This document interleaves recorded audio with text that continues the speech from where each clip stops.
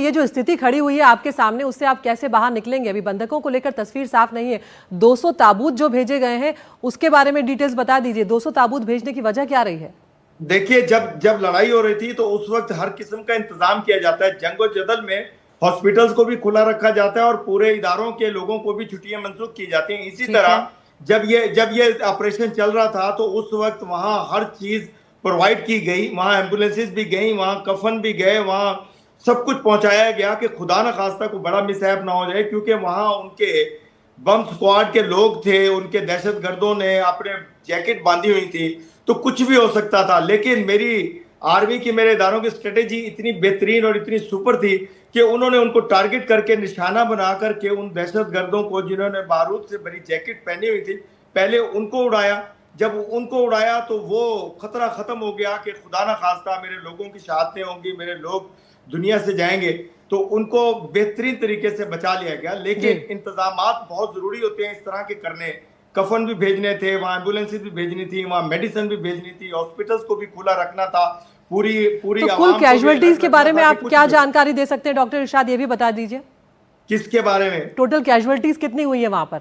देखिए, 25 लोग शहीद हुए हैं हमारे, जिसमें 4 तो रेलवे के हैं और बाकी कुछ सिविलियन थे और कुछ मेरे रेंजर के जवान हैं। तो उन्होंने मुल्क के लिए जान दी है, अपनी कौम के लिए जान दी है, अपनी सरहदों के लिए जान दी है और दुश्मन को दिखाया है कि हम सीसा पिलाई हुई दीवार की तरह पाकिस्तान के लिए मजबूत हैं और पाकिस्तान के लिए जान दे सकते हैं और जान ले भी सकते हैं। और इसका सबूत कल आप लोगों को मिल गया और सारी दुनिया को मिल गया और दहशतगर्दों को मिल गया कि अब नहीं, अब ऐसा होने नहीं देगी मेरी हुकूमत, मेरे इदारे। अब इंशाल्लाह मैं तो आपको फिर दावत दे रहा हूँ, खुदा की कसम फिर दावत दे रहा हूँ और दिल से दावत देते हैं हम लोग कि आओ मिलकर के खित्ते को पाक कर दें दहशतगर्दी से, नापाक इरादों को दुश्मन के खत्म कर दें। लेकिन काश आप सोच बदल लें, लेकिन आप सोच बदलते नहीं है। जैसे डॉक्टर इरशाद साहब सोच जरूर बदलेंगे अगर सोच जरूर बदलेंगे डॉक्टर इरशाद साहब, अगर पाकिस्तान अपनी हरकतें बदल लेगा तो सोच भी हम बदलने को तैयार हैं। डॉक्टर सिवाज का रिएक्शन यहाँ पर ले लेते हैं, आपने जवाब दिया है। डॉक्टर सिवाज के पास मैं यहाँ पर आना चाहूंगी। डॉक्टर सिवाज, जो बात डॉक्टर इरशाद यहाँ पर कह रहे हैं वो पाकिस्तान की तरक्की की बात कर रहे हैं, आगे की बातें वो कर रहे हैं, लेकिन फिलहाल जो स्थिति बनी हुई है, BLA के गठन की अगर हम बात करें 2000 के आसपास हुआ था, 25 सालों का वक्त हो गया, पाकिस्तान उस पर बैन भी लगा चुका था, लेकिन बावजूद उसके जिस से सर उठाया है और अब ये जो बड़ी घटना को अंजाम दे दिया है, तो ऐसे में तो उसका आतंक और बढ़ता चला जाएगा।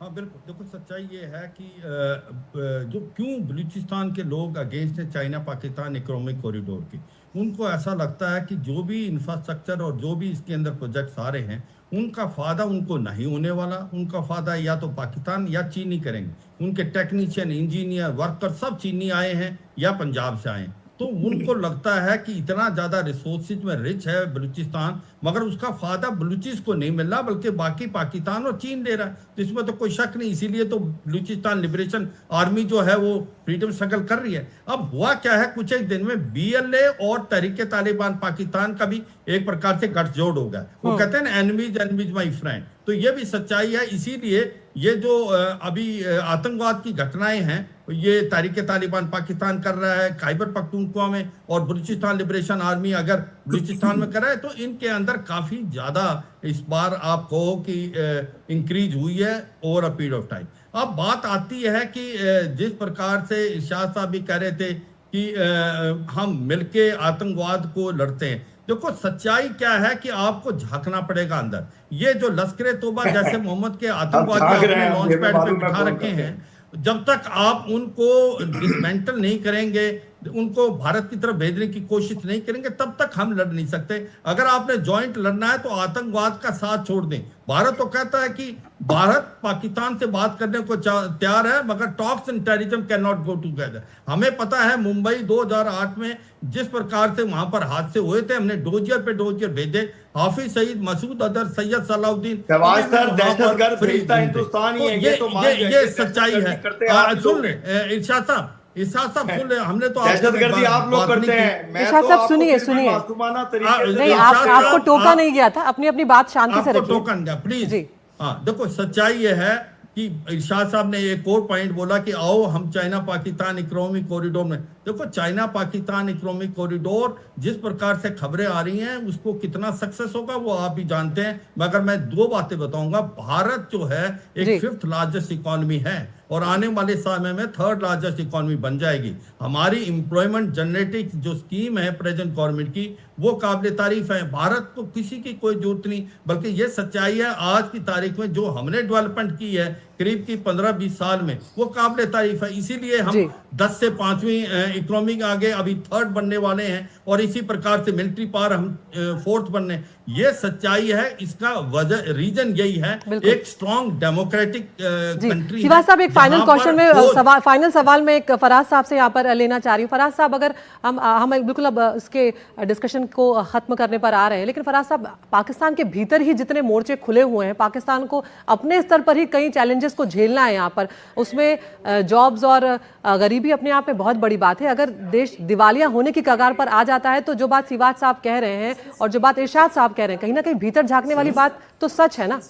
देखिए दीदी, एक तो मैं आपको सिंपल बात बता दूं कि पाकिस्तान डिफॉल्ट नहीं होगा। Pakistan is too big to fail, because again ये पिछले 4 सालों से हम सुनते आ रहे हैं कि पाकिस्तान डिफॉल्ट हो रहा है, डिफॉल्ट नहीं हुआ। Pakistan will survive because again दुनिया के भी स्टेक्स पाकिस्तान के अंदर है। दूसरी चीज मैं आपको बताता चलूं कि आपके जो इंडिया से जेंटलमैन है, they have had there observation, मतलब पूरी रिस्पेक्ट मैं करता हूं उनकी, लेकिन मैं एक चीज बता दूं कि माजी में yes there was disenfranchisement Balochistan के अंदर, उनको मेन स्ट्रीम नहीं किया जाता था। लेकिन चाइना पाकिस्तान इकोनॉमिक कॉरिडोर के साथ, इन्वेस्टमेंट के साथ देखिए बलूचिस्तान में हो क्या रहा है, जॉब्स क्रिएट हो रही हैं, स्पेशल इकोनॉमिक जोन्स क्रिएट हो रहे हैं, वहां इंडस्ट्रियलाइजेशन हो रही है, वहां सड़कों का नेटवर्क बिछाया जा रहा है। आप पूरी अंदाजा करें कि जब ये सारी चीजें डेवलपमेंट हो रही होगी, किसको तकलीफ होगी? मुल्क दुश्मन अनासिर को ही होगी। तो जो आज अटैक कर रहे हैं, जो दहशतगर्दी फैला रहे हैं, उनको इस पूरी डेवलपमेंट से ही तकलीफ है, उनको पूरी जॉब क्रिएशन से ही तकलीफ है कि अगर हम जॉब्स क्रिएट हो गई, अगर इकोनॉमिक जोन्स बन गए, इंडस्ट्रियलाइजेशन हो गई, तो यूथ जो है वो उनके साथ असला पकड़ने के बजाय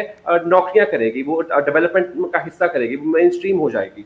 तो जो दहशतगर्द हैं वो यही चाह रहे हैं कि किसी तरह से ये जो डेवलपमेंट है, ये हर्डल्स क्रिएट करें, ये बिल्कुल। फराज साहब, इतना ही वक्त था मेरे पास, मैं माफी चाहती हूँ आपसे। डॉक्टर इरशाद अहमद खान, फराज साहब, आप दोनों का बहुत बहुत शुक्रिया, आप हमसे जुड़े और